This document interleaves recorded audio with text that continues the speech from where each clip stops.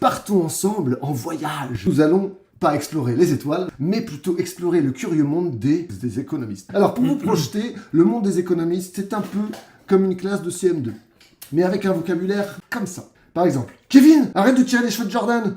Mais c'est lui, il dit que les inégalités ont un impact négatif sur les objectifs assignés à la politique monétaire. C'est vrai ça, Jordan? Mais monsieur, c'est vrai.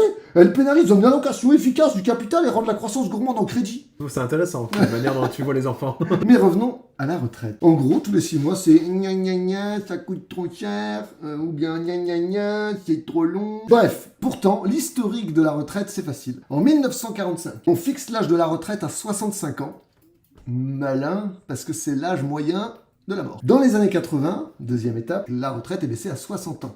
Les problèmes commencent. Et donc 3, depuis, petit à petit, elle avance, elle recule. Comment veux-tu Qu'on l'embrasse. Mais alors, quelle solution pour nos retraites? Non mais je suis désolé, mais t'as qu'à bosser pour cotiser. Hein. Oh, Marie-Louise, on le sait que t'es de droite, t'as pas besoin de le montrer à chaque fois que tu parles.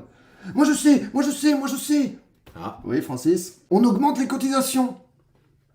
Toi, tu voudrais qu'on augmente les cotisations, ça veut dire qu'on baisse les salaires nets. Ouais, du coup. Bravo, Francis. Tu vas aller présenter ça à tout le monde et tu vas te faire poignarder. Du coup, il y a une autre idée de Kevin. Non, mais je voulais juste dire que vous nous utilisez bon gré mal gré pour arriver sur la fin. Ok, donc lui il est fan de Kaamelott, Ah. déjà il est bien. Et au moins, on comprend mieux ce qu'il dit. Ouais, et je me disais qu'on pourrait juste baisser la retraite, non?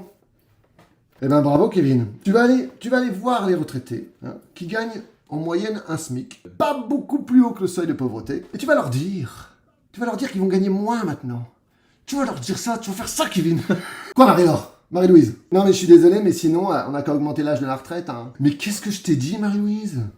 En même temps, quelle autre option reste-t-il? Ah, Kevin? Bon, peut-être que... mais il serait hypothétiquement envisageable de taxer certains espaces économiques privilégiés pour reventiler l'argent ailleurs. C'est bien, Kevin. D'une part, on a compris ce que tu voulais dire, ce qui est un progrès. Et d'autre part, ce n'est pas trop débile. Néanmoins, je serais curieux de voir ce que Marie-Louise en pense. Du coup, les riches, ils vont partir et on n'aura plus de travail pour chez nous. Néanmoins, on la comprend. Hein. Et nous voilà donc dans une impasse. Ah, il y a une idée. Mais non. Une idée de Frodon. Frodon? Oh.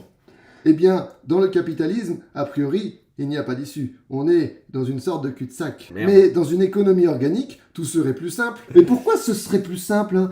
Explique à la classe, Frodon. S'il te plaît. Eh bien, comme c'est l'expérience économique qui définit le revenu d'une citoyenne ou d'un citoyen, s'il arrête de travailler, ça ne change rien à son revenu. Donc, on prend en quelque sorte sa retraite quand on veut. Et en plus, on arrêtera d'en discuter tous les 6 mois parce qu'on a plein d'autres choses à foutre. C'est tout pour moi, merci.